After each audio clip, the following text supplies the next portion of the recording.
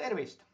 Täna vaatame Esiilis sellist protsessi, kuidas säästa aega ja vähendada andmete sisestamisel tekkinud vigasid.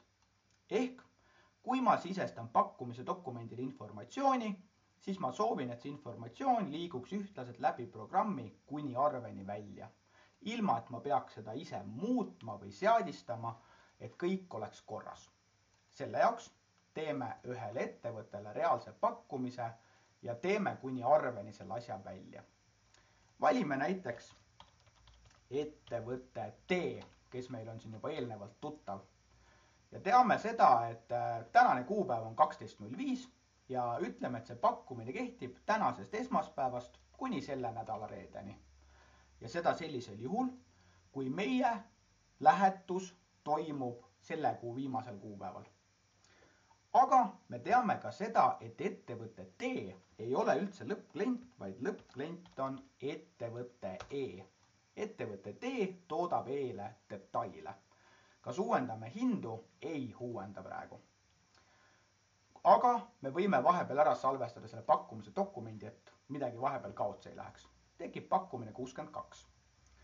Saame sisestada ka tingimusi, ehk et lähetustingimused, mis on eelnevalt programmi sisestatud, paneme siit Xwork, meiepoolne klient on, kontakt on Hannes, lähetusviis on maantee, kliendipoolne kontakt on Mari, tasumistingimus 21 päeva ja saan panna kommentaari näiteks tootmine suletakse kell 15.00. Ehk et ma tean, et ma pean vähemalt kella 15 informatsiooni või siis kauba ära saatma.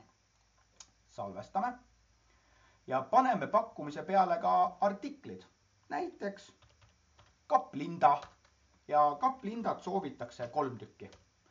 Ja ütleme siia ka siukse informatsiooni juurde, et kapplinda pakkida eraldi. Ja kapplindaga saadame ka kummuti Kasper.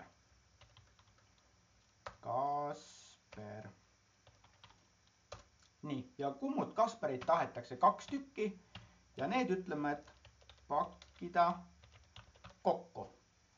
Ehk me saame pakkumise tegemise hetkel anda siia väga arvestatava hulga informatsiooni, mida me hiljem tõenäoliselt ei taha enam muuta. Aga see on teiste inimeste jaoks oluline.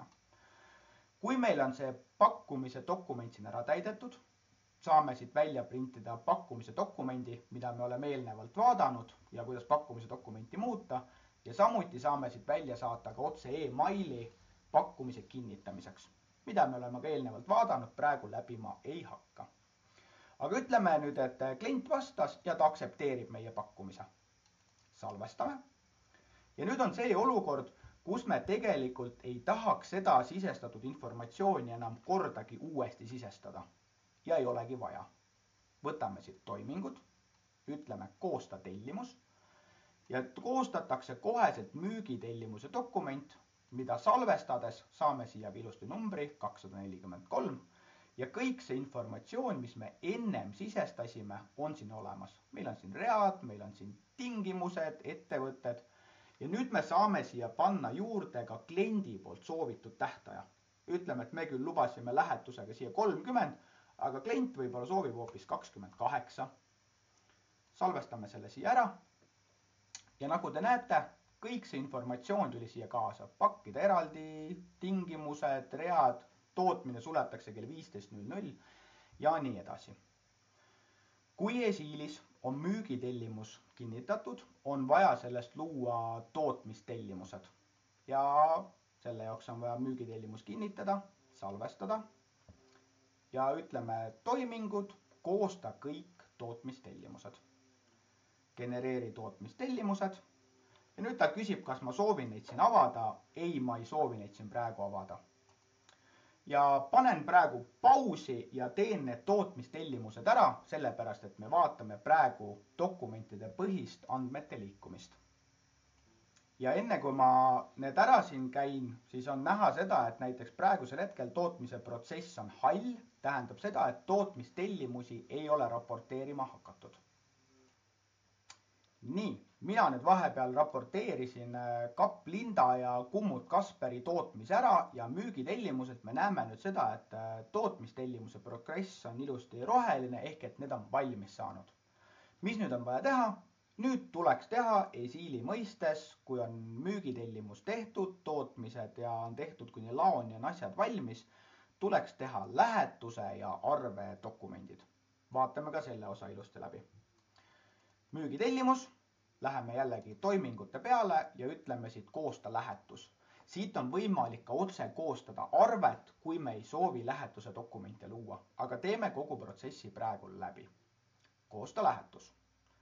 Kas kõik read või ainult lähetatavad read? Meie paneme praegu kõik read auto peale ja saadame need minema.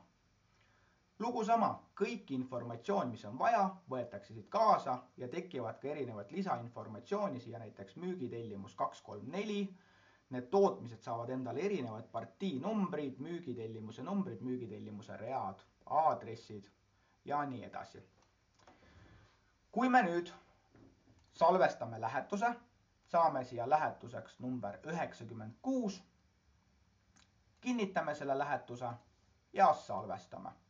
Kui lähetus on kinnitatud, on sellest võimalik luua otse arve. Koostame ka arve. Arvele samamoodi võetakse kogu informatsioon kaasa. On võimalik öelda siia mitme aluse peale see informatsioon või see kaup kõik läks. Ja öelda erinevaid staatuseid, kas ta on siis lähetatud juba või ei ole lähetatud.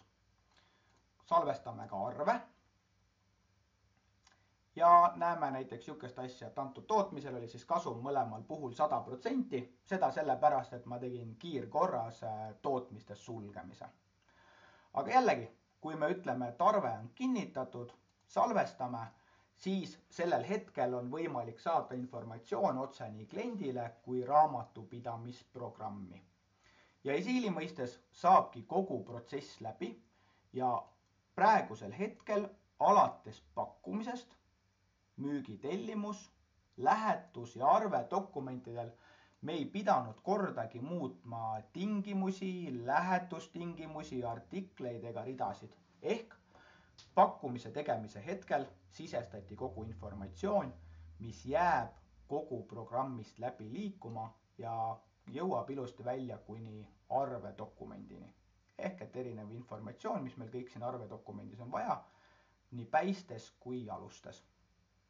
Seega me tagame seda, et väheneb kindlasti andmete sisestamisel tegemise eksimusi ja kuna iga dokumendi loomiseks ei ole uuesti andmeid vaja sisestada, siis muutub see protsess ka kindlasti kiiremaks. Aga praegu kõike head!